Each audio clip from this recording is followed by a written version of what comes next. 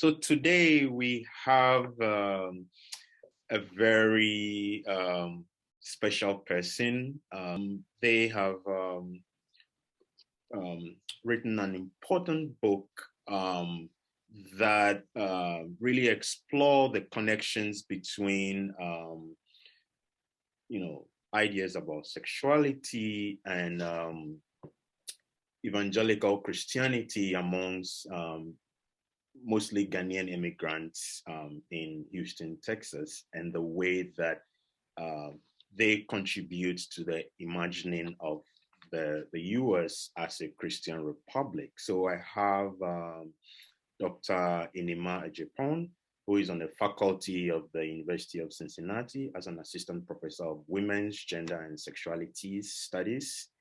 Their research examines how quotidian practices of race-making, gender, sexuality, and culture become sites of resistance to power. They explore these questions primarily in Ghana using qualitative methods and theories that bridge sociology, women's, gender, and sexualities studies, African and African diaspora studies.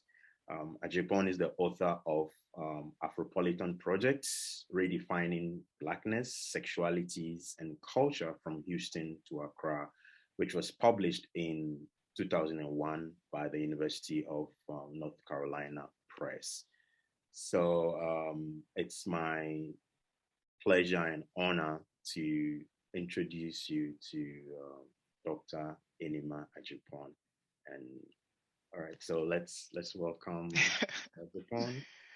Thank you for that, and thank you so much for that introduction. It is really nice to be introduced by a Ghanaian because I knew I didn't have to tell you how to say my name, and I always appreciate that.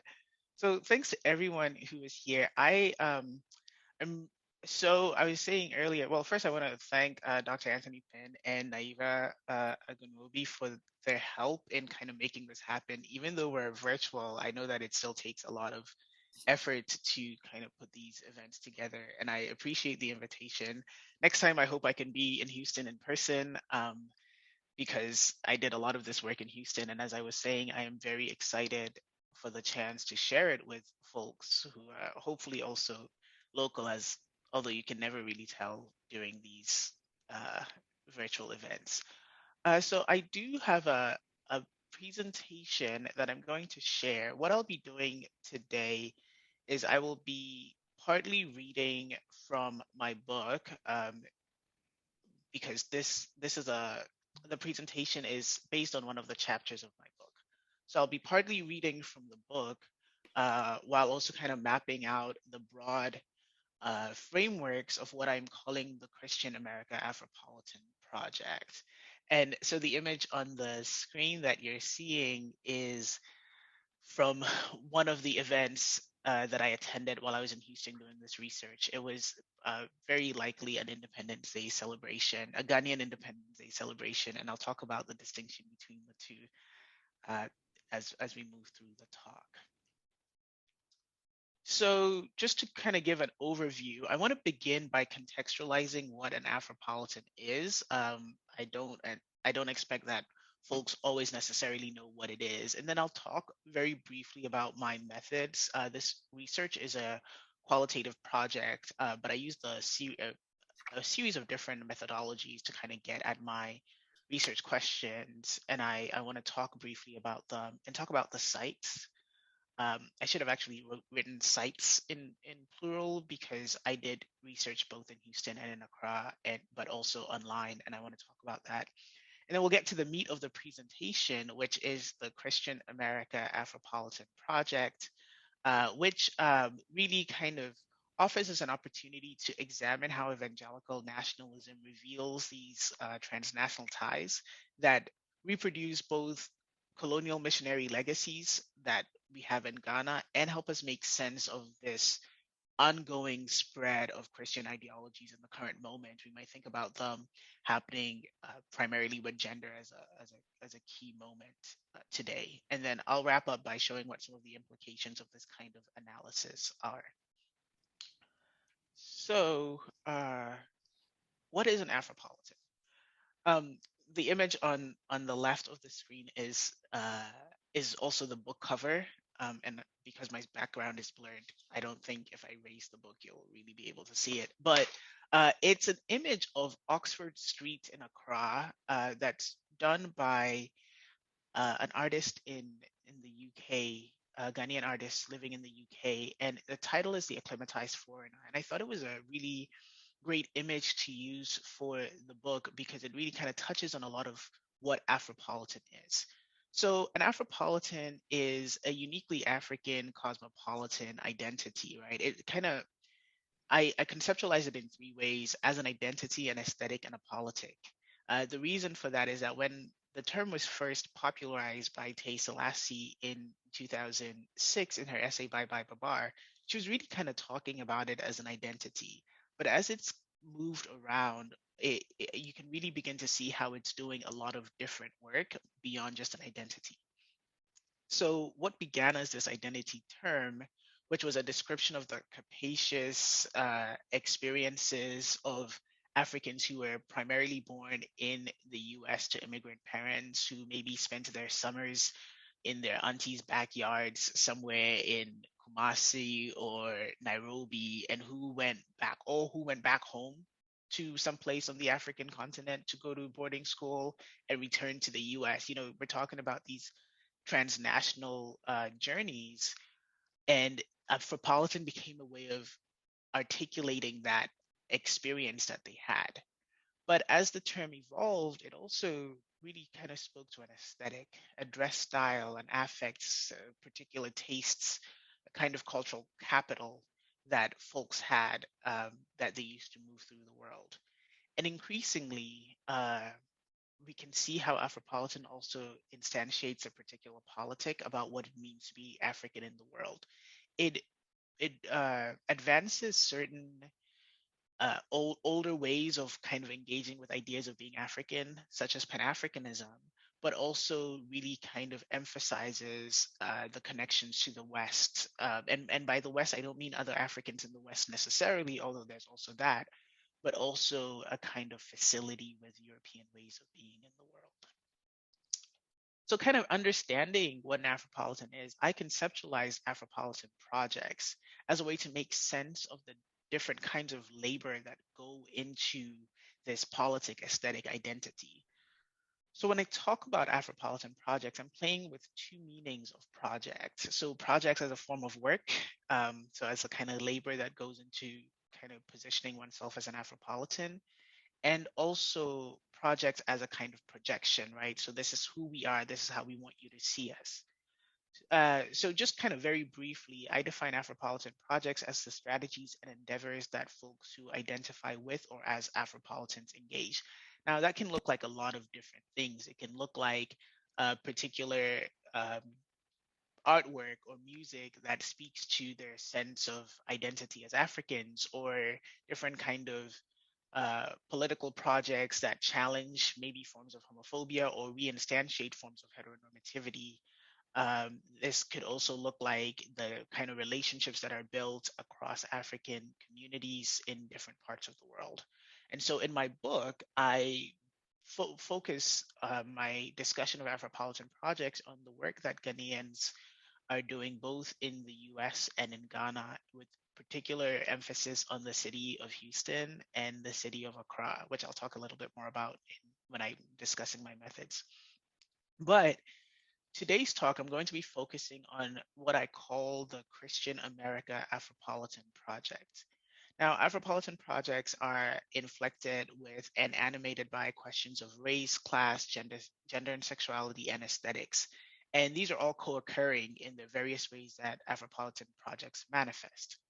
So, with the Christian America Afropolitan Project, I was interested in how this particular brand of Afropolitanism built on the idea of the United States as a Christian nation, and Ghana's colonial legacy as a Christian nation.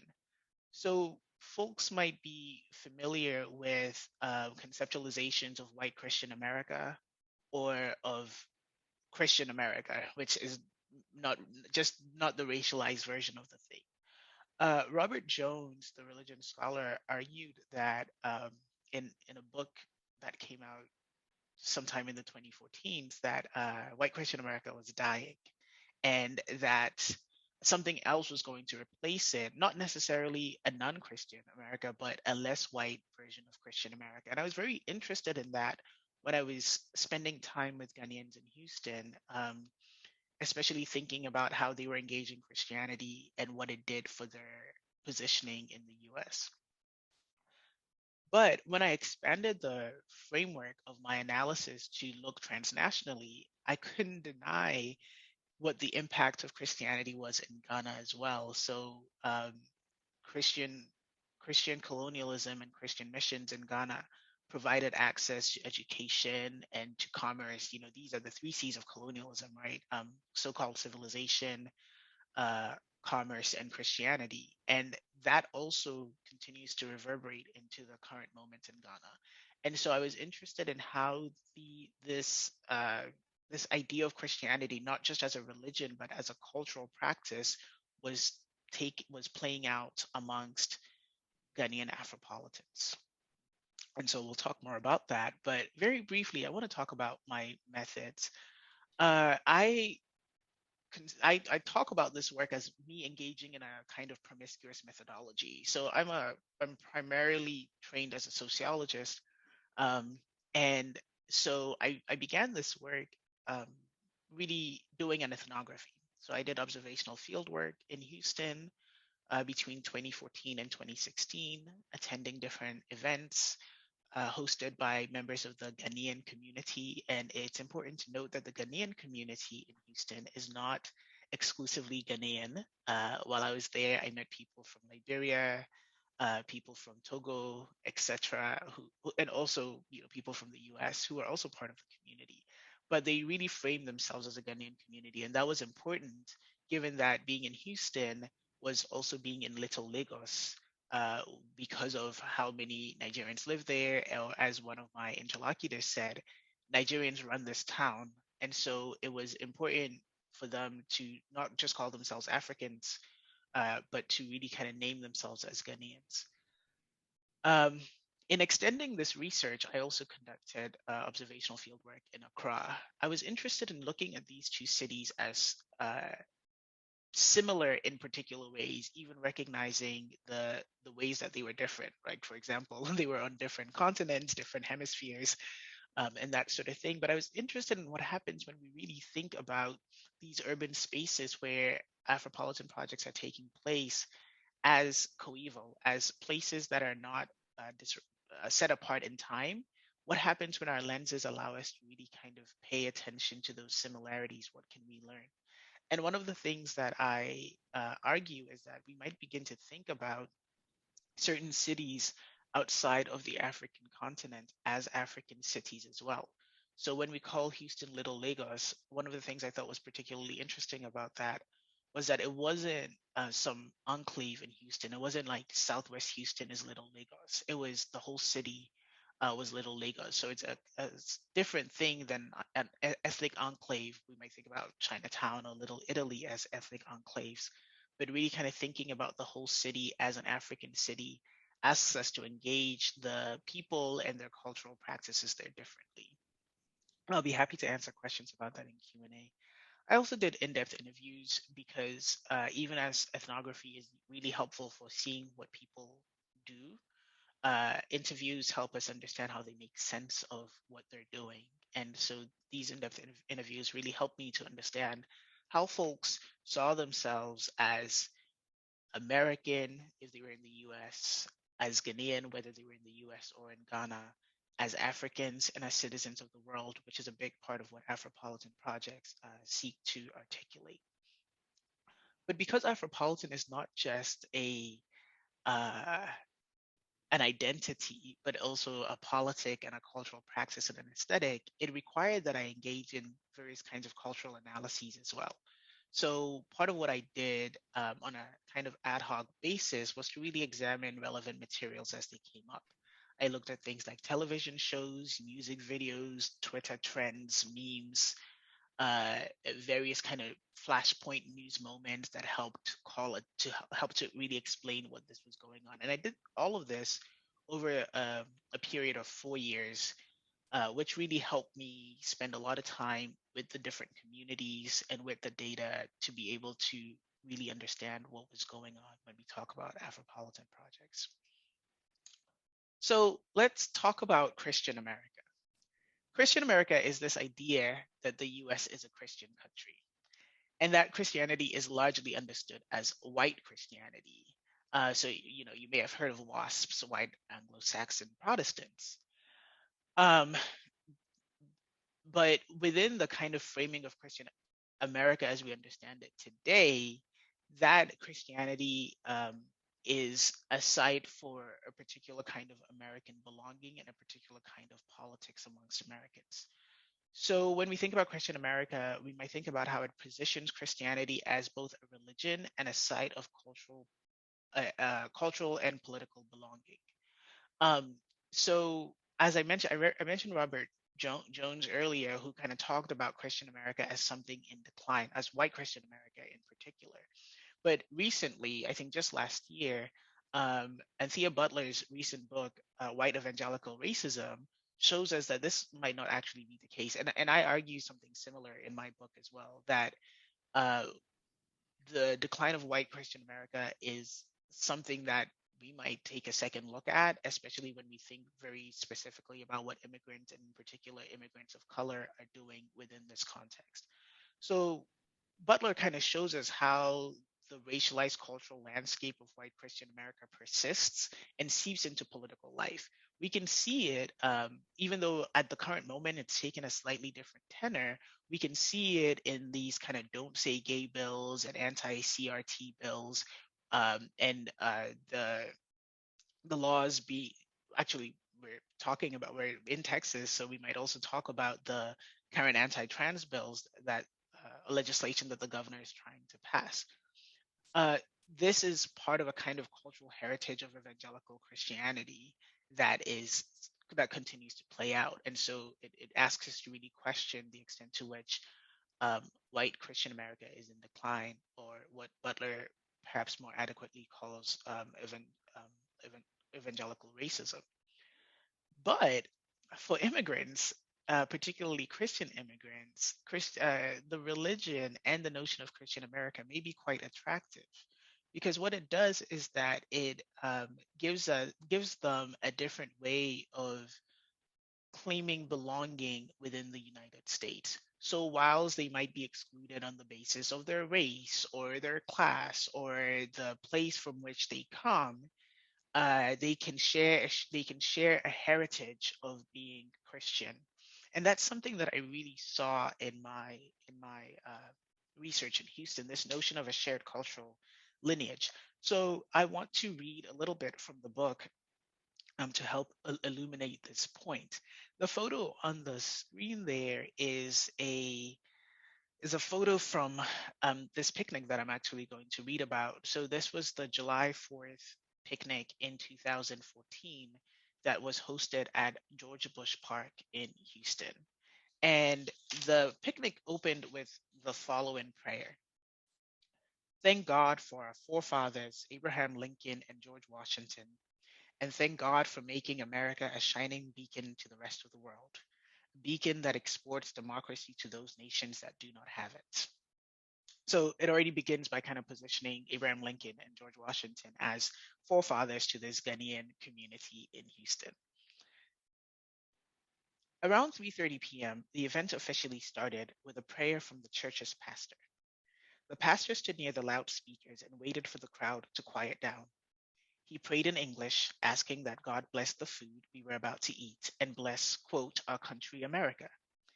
He expressed gratitude for our forefathers, including George Washington and Abraham Lincoln, who made America a great country. I was struck by the pastor's description of George Washington and Abraham Lincoln as forefathers. Nevertheless, this was an idea I heard repeated in different contexts in the community. By claiming US founders and former presidents as part of the gathered community's ancestral lineage, the pastor was affirming cultural belonging for his congregation. The idea that the United States has Christian roots was also used to explain the country's perceived economic and democratic successes. For example, during my interview with Kofi, he explained to me, I'm going to put the full quote here. He explained to me that Abraham Lincoln and those other people, I heard they were praying people. Like they go on their knees, talk to God and stuff. Kofi was comparing Lincoln to current African leadership, arguing that these governments did not follow Christ's teachings, and that was why so many countries on the continent experienced economic and political difficulties. Furthermore, Kofi was concerned that a push to separate church and state in the United States was, quote, corrupting this country right now because they are saying you can't read Bible in church, you can't even preach in church. He added, quote, they said here is a Christian country, but if you don't read Bible in classrooms, does it make it a Christian country? And then he goes on to talk about how in Muslim countries they read the Quran uh, and if America was really kind of to live up to its idea of being a Christian country, then it was something that folks needed to be intentional about going back um, to having the glory and the hope of Christ. Now, this quote is very exemplary of some of the conversations that I had in Houston about folks' relationship to Christianity and relationship to the United States as a Christian country, which is not a question I asked. It's something that came up from the data. I did not anticipate that I would be doing a study that um, engaged in any real way with Christianity. And yet, the prevalence of it was really quite important to think about. What did Christianity mean to the community? And one of the big things that it meant was that it became the site of cultural belonging. Uh, and in 2015, while I was doing this research, the Supreme Court um, legalized same sex marriage. And so that was quite a hectic time in the community because it became a source of great distress for some people and also became an opportunity to ask additional questions about how folks were making sense of this moment. Now, actually, before I continue, I want to say that one of the things I do wonder about is whether the location of Houston itself, the extent to which that location contributed to the prominence of Christianity in the work that I was doing. As you may know, Houston is in the Bible Belt, and Houston has some of the most mega churches in the country. And so that kind of prominence of Christianity on the landscape might have had a put particular weight on what Christianity meant for folks kind of claiming belonging in the U.S. But uh, when when same-sex marriage was legalized in in 2015, there was quite an uproar in the community. It wasn't all the same kind of uproar, but it became a moment to further understand how folks were making sense of it, what it meant to be in the United States, and that sort of thing. And one of the things that came up was the idea that the US is a Judeo Christian country. That was the language that my interlocutors used, that the US is a Judeo Christian country. And so perhaps the passage of same sex marriage went against those principles. So this is a quote from James, who was 37 at the time. He had been living in Houston for about 11 years. And James said to me, this country is founded on Judeo Christian principles, and that is against same sex marriage, period. The country has thrived and survived based on those principles, so there's no reason to change the recipe for success. That's my opinion.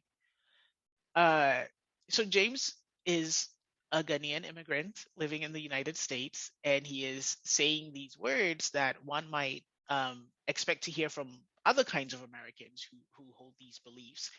But James is also doing something really important here. He is connecting the success of the United States to religion, to its Christian heritage. This country has thrived and survived based on the principles of Judeo Christianity. Now, that kind of connection is also a connection that folks in Ghana make with Christianity in general, right? Because of this colonial inheritance, what I'm calling Christianity as a colonial inheritance and as a colonial legacy that gave people access to Western education, that gave people access to particular forms of trade, the religion is automatically equated, at least within particular Ghanaian imaginations, as a site of success and as an entry point into modernity. So that's also part of what's happening when folks are talking about what Christianity means to them. They're not just saying that Christianity helps them become American or belong within the American cultural landscape and political landscape, but they're also saying that Christianity offers them access to modernity. And that's part of what we can understand this quote to say. And uh, so Christianity too was used to kind of like explain these kinds of exclusionary politics, right? Like same-sex marriage is bad because it's against Christian principles, and that's that. However, not everyone felt that way about the role of Christianity and what it means when Americans claim that this is a Christian nation. This is a particularly long quote that I want to share, but before I start reading the quote, I wanted to say a little bit about this participant. She was only 23 years old at the time of our interview. She had moved to Houston when she was 15. She really understood herself as a Ghanaian and as a Black American. And she had gone to HBCUs, and that also really shaped her politics. And she was a staunch Christian, so that was an important part of what she wanted to speak about her identity. But for her, she challenged this idea that the U.S. is a Christian nation, essentially saying this is just a way for America to feel special. So she says, "This is America. This is not a Christian state. It's not an Islamic state. It's America. There's freedom of religion here. You can practice whatever you want. So I don't think that it was an issue talking about the legalization of same sex marriage. According to the law of the land, it's constitutional, for them to pass such a law. Because you can't say that you can't let homosexuals marry because of your Christian beliefs, because that's not what America, okay, they say America was founded on Christian foundations or something, but I don't believe that. So what my interlocutor here is doing is conceding that yes, there is a kind of discourse about the foundations of the U.S. as a Christian country, but as a Christian herself, she challenges that idea because, from her perspective, the foundations of this country are not Christian. So, in fact, she goes on to say quite vehemently that America is not a Christian country, and adds, "We're not. America is not the children of Israel. If you read the Bible, the children of Israel is God's chosen people. I don't know why Americans feel they're God's chosen people or God's country. I mean, if you compare America to a biblical country, it would be Sodom." So that's where she kind of understands the positioning of the U.S. not as a Christian country, but as Sodom, which is a city that was destroyed by God for un, unspeakable sins within the biblical tradition. And so that challenge becomes an important site where she's not conceding Christianity to white Christian America or to Christian America writ large, whoever that might compose, but is instead pushing back against it to say that her Christian values do not align with the way that the US is. And in fact, even as she's kind of saying this, she's also um, sharing a position with with James from before, who says that same-sex marriage is against Christianity, right? So even as she doesn't agree that the U.S. is a Christian nation, she's all the same refusing um, that same-sex marriage is kind of makes sense within this conceptualization of Christianity. So we've talked a little bit now about how um, folks are kind of understanding their positioning within the U.S. and their engagement with Christianity. But that doesn't come from nowhere. That is actually also rooted in Ghanaian relationships to Christianity. So one of the things that I kept hearing in different permutations was the idea that all Ghanaians are Christians. Uh, so I would chat with people who were in different ethnic associations, and I would ask, so what is it that and one of the things within the ethnic associations was that even though there were specific ethnicities like the Gadangme, or the Ikyapiman or the Asanteman, which are different ethnic groups in Ghana, different nations within the nation, uh, people did not necessarily have to come from those groups to be part of it. So I would ask, what makes this the thing that you say it is? And they were like, oh, well, actually, while we are kind of living up and playing up these particular cultural heritage, it doesn't really matter. The thing is that we come together as Ghanaians and we come together as Christians. And so right there, we begin to see how the nation, Ghana, is produced as a Christian nation as well. Even though that may not always be explicitly articulated, Ghana is located as a Christian nation. Now, it's important to say that this is simply not true. Um, Depending on who you ask, the country has about a 30% Muslim majority. Well, it's not a majority, but a 30% um, Muslim population. Now, that number fluctuates, and actually, the Muslim associations have argued that the number is often reduced to undermine the number of Muslims who are in the country for whatever political ends. So Muslims kind of exist within the nation on a kind of conditional basis. So, for example, every president of Ghana has been a Christian. I think perhaps one has been a Christian from the so called Muslim North, but has always been a Christian. And yet, there have been a number of Muslim vice presidents. So, there's this kind of idea whilst Muslims might be able to kind of move up to a certain level within the nation, they have not been able to get to the highest levels of governance. Um, Now, this is something that's also shared with the United States. This idea of Muslims as kind of other than the larger community and left outside. And yet, of course, there are Muslims. So I wanted to I'm going to read again from the from the book to think about how Muslims are um, kind of positioned within the Ghanaian imagination and how that links to ways that Muslims are also thought about in the US. I think there's a fear of Muslims in this country, Cindy told me as she sipped her latte. We were at a coffee shop in the Galleria Mall in Houston on a Friday afternoon in July of 2015. Cindy and I met for the first time about a year before our in-depth interview. We were both volunteering with the Ghanaian urban movement at a back-to-school clothing drive at a Lutheran church, which was not part of the Ghanaian community. During our first meeting, Cindy told me about how she moved from Accra to a small town in Pennsylvania during her last year of high school. She convinced her parents to let her stay in the United States for college and received a scholarship to a university in Texas.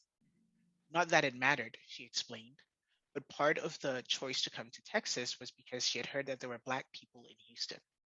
Even me, she continued. Sometimes when I see Muslims who are very covered, I get a little bit intimidated because of the history of what we think they represent. Cindy was responding to my question about a 2015 US Supreme Court ruling that allowed Muslim women to wear head coverings at work. I asked her if she agreed with the court's ruling that making Muslim women seek permission to wear hijab at work was a form of employment discrimination. Although she agreed with the court's decision, she elaborated that Muslims represented an other that inspired fear for a certain we. When she said even me, she was emphasizing why she felt that her perception of Muslims should be different. Cindy told me that her grandmother, quote, was Muslim, and so I probably could have been Muslim depending on who my mom married, I guess. Cindy's claim that she could have been Muslim emphasizes how an accident of birth saved her from this fate. I use the language saved intentionally to call attention to the underlying belief in the unique salvation that Christianity claims to offer. Cindy's words about how she could have been Muslim also seem to give her cover to express biased opinions. Her words are not much different from someone who says, quote, my best friend is Black, before proceeding to share their racist opinions. A stated proximity to the other serves to justify prejudicial positions. Cindy explained to me that she was from northern Ghana and therefore her perspective was very different. Although she had not lived in the North, she said she went there often on holiday, and the majority of her father's family lived there. Consequently, she believed she had a point of view that incorporated both her Southern and Northern Ghanaian experiences. I just see things you will not see in a Southern family because there's more education in the South, there's more exposure in the South, she said. The idea of exposure simultaneously references the extent to which Christianity spread in southern Ghana and negative stereotypes about the Ghanaian North as disconnected from modernity. Describing her family's home, Cindy told me that there are still women who probably still have to go to the farm to dig up a tuber of yam before they could eat. They live so poor. She continued, my family and other families who have a little bit of money have helped so much, but these women just don't have, you cannot help them enough. They just don't know, there's no exposure. Cindy's description of Ghanaian northerners reproduced many sincerely held beliefs about this region. She named them as less educated, overwhelmed by poverty, ignorant about how to help themselves, and exploitative of women's labor. Her language also suggested that some of her assessments are based on conjecture. For example, when she described the women, she said they probably go to the farm, indicating that she did not know this for a fact. She also positioned herself and others like her in a benevolent position when she noted there's not enough anybody can do to help these people. Many others in southern Ghana share Cindy's perspective of Ghanaian northerners. The Ghanaian North is racialized as the Muslim North. In other words, Ghana is politically and socially divided into a Muslim North and a Christian South. Although Muslims live throughout Ghana, they are a religious minority. Depending on who you ask, Muslims make up between 16 and 30% of Ghanaians. The Coalition of Muslim Organizations in Ghana contests reports of how many Muslims are living in the country, arguing that the numbers are intentionally deflated to take away resources and civic representation for the Muslim population. In, in contrast to the Christian South, the Muslim North is rhetorically produced as a site of poverty, political unrest, gender-based violence, and economic distress. For example, during his bid for presidency in 2008, Nana Akufo-Addo, who is the current president of Ghana, was reported to have said of the potential for political unrest, quote, if there is to be a major eruption in the country, it will certainly come from the Muslim North where poverty is rife. Despite such pervasive negative views about Muslims, for the last 20 years, the Ghanaian vice presidential candidate has typically been a Muslim man with roots in northern Ghana. Such inclusion is telling. The Muslim North can attain some level of visibility and representation on the national stage, but not at the very top. This perfunctory inclusion of Muslims in the Ghanaian political system also reflects Muslims' position in the social and cultural sphere as marginally belonging. So I'll stop here on that reading and just say that I hope that listeners could hear some of the similarities about how Muslims are also talked about in the US, so that the idea of the US as a Christian nation being reproduced in a community that also kind of holds these views, um, that shares these kind of oppressive ideas about gender, that shares these ideas about Muslim pathology, can make sense and can show how this can be a site of a shared cultural lineage and a site of political belonging. Thinking about this, I'm going to start concluding now so that we can have some time to take questions. Uh, the way that we kind of think about Christian America and Ghanaian Christian nationalism is useful. It's a useful avenue for really kind of examining how we make sense of Christian nationalism broadly. I think often we might think about one or the other. So we might think about Christian nationalism in Ghana or Christian nationalism in the US. But I think what this study and this particular framework allows us to do is to think about how those are connected and what that means. Here we can see how that colonial legacy of missionary equation of Christianity with access to modernity is playing out for immigrants in the US, and how this playing out aligns Christian immigrants with white Christian America, so that the idea that white Christian America is dying actually doesn't hold water when we kind of think about what the work of whiteness is doing in this context, which is really not just phenotypic, but also a particular kind of politic that extends colonialism in particular ways. Um, Likewise, we see how when these two come together, we can see how there's an articulation of a conservative politic, a conservative sexual politic, and other bigoted perspectives that are articulated via Christianity. And because Christianity is then just positioned as a religion, it can't necessarily be challenged in these ways, or it's positioned, if we think about the quote from James, he used period a lot in our interviews, and he was speaking, he wasn't typing. But period, full stop. There's no additional questions here because this is just what it says in a holy book, and that becomes a basis for a very aggressive kind of politic. Now we can see the implications of that. I talked about the laws that are kind of being passed in the US, but similar laws are being passed in Ghana, for example, where there's been anti-gay legislation on the table since last fall that continues to go through parliament, and a lot of the arguments against it have been rooted in something called Ghanaian cultural values that are strongly linked with colonial Christianity. So, what are the implications of this? First, I do think that attention to the meanings of Christianity in Ghana and the US allows us to think more expansively about this particular kind of Black immigrant cultural politics. So while there's a liberation theology, for example, within Black American Christianity, the construction of Christian America as an Afropolitan project is not a progressive thing. So it's important for me to say, I didn't say this earlier, that Afropolitan projects are not inherently progressive, but they're not inherently regressive either. And in the book, I do talk about different ways in which they show up, some that do look progressive, and some, like the Christian America Afropolitan Project, that are quite scary in their articulation of a politic and the implications of it. But as well, it shows kind of thinking through this framework allows us to see what some of the potentials and shortcomings are of these kinds of articulations of modernity. And so Christianity as a mark of modernity, that's a direct legacy of colonialism. We see how it's playing out within this immigrant politic, but not just in the immigrant context, but also at home in Ghana, where this idea is percolating and shaping a lot of different kinds of politics. So I will end my presentation here and say thank you. And I look forward to questions and discussion.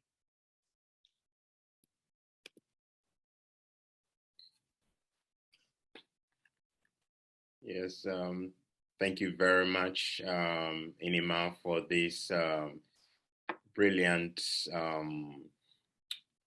talk. And also, you touched on a lot of things that really bothers me as a Ghanaian as well.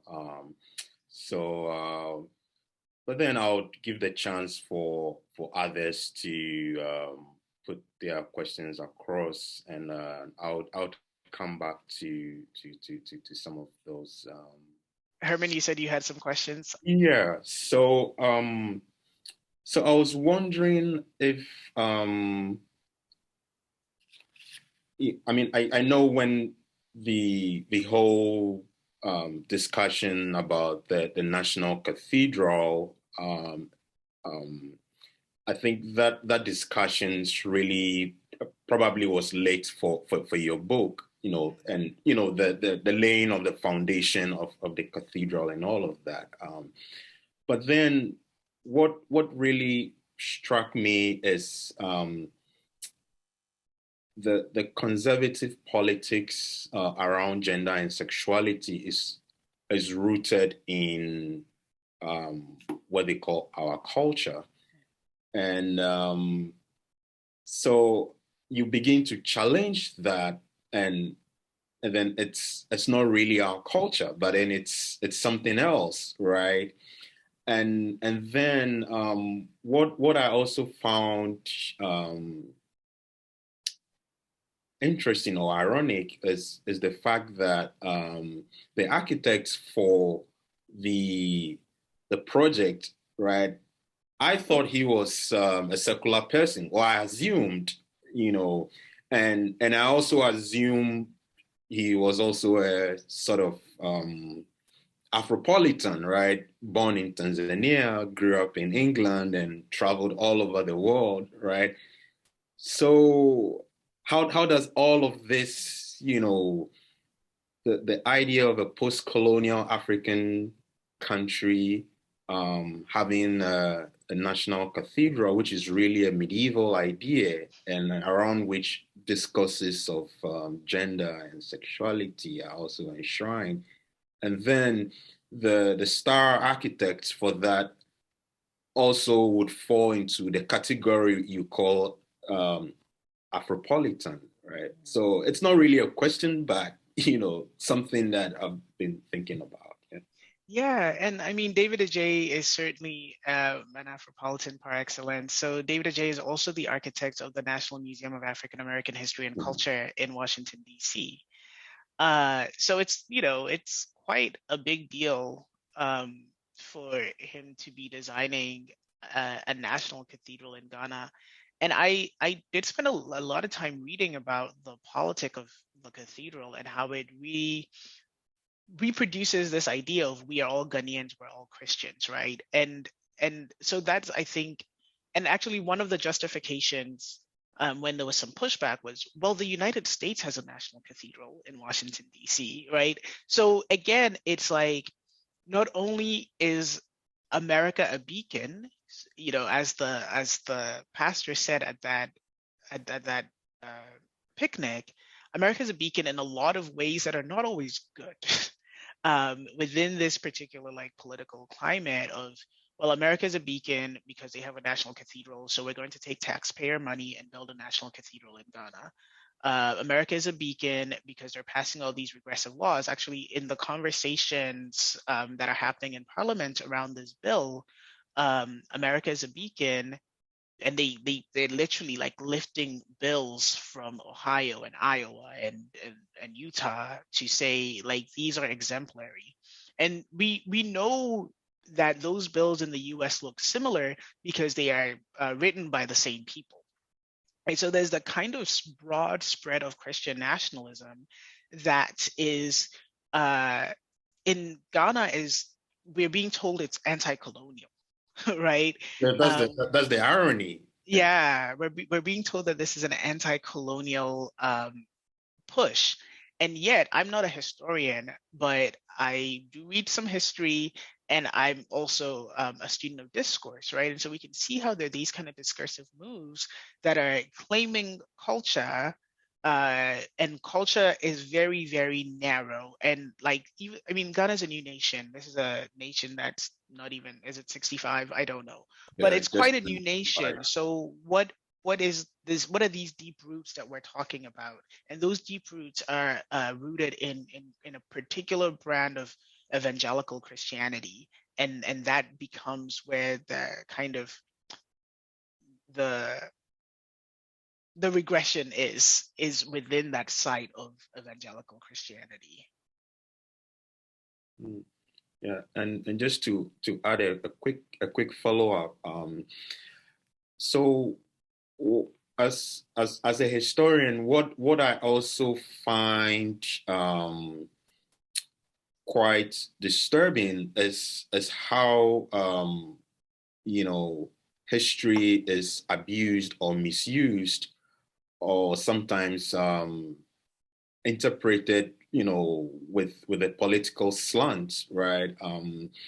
Because even growing up in the 90s, a lot of these discourses and debates about sexuality wasn't really there, right? And definitely um, during my when my parents were teenagers or when they were kids, nobody was really talking about these things, right? Like nobody was, because at independence, less than 40% of Ghanaians were Christian, Mm. right? And those who were Christians were not even pushing these ideas. So why are these ideas now important? in the 21st century. So that's one of the reasons that makes the cultural argument even shallow, right? Because even if 2 generations ago, a lot of these gender topics and sexuality topics were not that important, why now? Yeah. Yeah. Yeah. So I'm seeing a question in the Yeah. chat. Should I read it Yeah. or? Yeah. Yeah. Please go Okay. ahead. Yeah. So the question says, thanks for the wonderful talk and book. Thank you. Can we talk about Houston as a modern African city? Do migration stories and migration struggles play a role in the conceptualization of Houston as an African and maybe a Nigerian place? Thanks for the question. So the way that I did not expect that I was going to be in Little Lagos, and that's really part of what got me thinking about what is happening here in Houston. I asked my interlocutors a lot of questions about why they came to Houston, and actually, one of the excerpts that I read, she said, "I came to Houston because I heard there were Black people here," and that's important, right? That's like we know within kind of migration studies about these migratory networks where someone shows up and then more and more people show up within the community in Houston, the Ghanaian community. The story was that a lot of folks came to pursue masters and, well, actually, let's just say higher education, because some people were there for um, bachelor's degrees, but most had shown up after they had completed their bachelor's at the University of Ghana primarily, and then went to Houston in the 70s or so in order to get more degrees. And so the community in Houston, and amongst the Ghanaians anyway, starts off as a pretty highly educated community. And then as time goes on, um, folks, access to education, access to travel becomes easier for some people, right? So then there are more people joining the community who are not necessarily as highly educated. But within Houston, my sense of it was that it is a pretty highly educated Ghanaian community, which doesn't look like other Ghanaian communities in the US. And because I wasn't really spending time with Nigerians, I can't speak too much about the kind of qualitative setup of that. But the reason that Houston is called Little Lagos has a lot to do with oil trade between the two countries. And so Lagos as the port city where oil is coming in and out of the country meant that more Nigerians were making their lives in Houston as well. And then it becomes a kind of outpost of the city. So you'd watch these Nollywood movies where Houston is where they are when they're abroad. Like you watch the scenes from the city and they're in Houston. Um, but that wasn't enough to call it an African city for me. It was the way that my interlocutors were talking about it. And then when I got to Ghana and I was doing the research there, people would say things like Accra here, London we day, which means we are in Accra, but we're actually in London, right? And I was like recognizing I was hearing people say similar things in Houston, where they're like, oh yeah, I mean, I had folks who had gotten jobs in Nigeria, for example. I'm like, yeah, no, it's really easy to live in Lagos because I've been here in Houston. It feels the same. And I'm like, this is really interesting.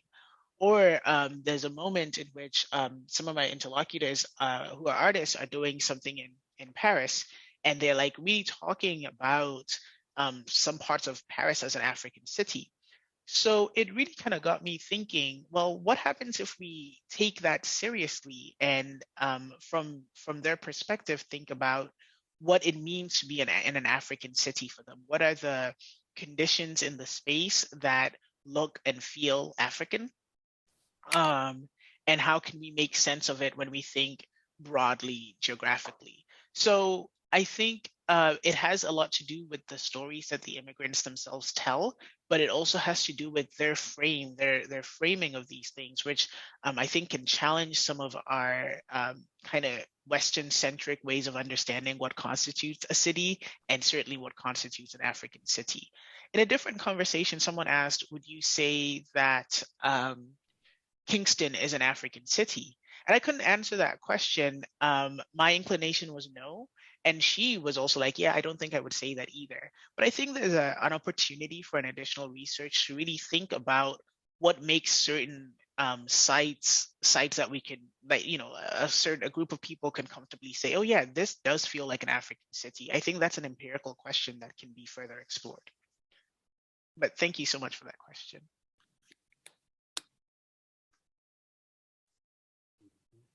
Can still welcome more questions.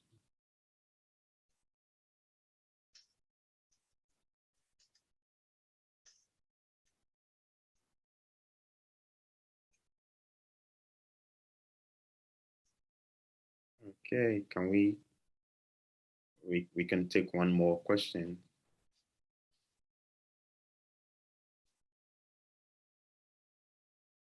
Okay, I mean, it looks like that's all we have for tonight. So, in the absence of any further questions, and Anima, I would like to thank you very much for sharing your work with us. And your book was really an interesting read to me, and I'd like to thank Nieva and any other person who made this, talk a success. So yeah, thank you so much. I really enjoyed the opportunity to share. Yeah. And there are a few things happening in the chat, maybe. Okay, these are just thanks. So like, oh no, more questions. Yeah, thank you very much. I appreciated the opportunity to be here.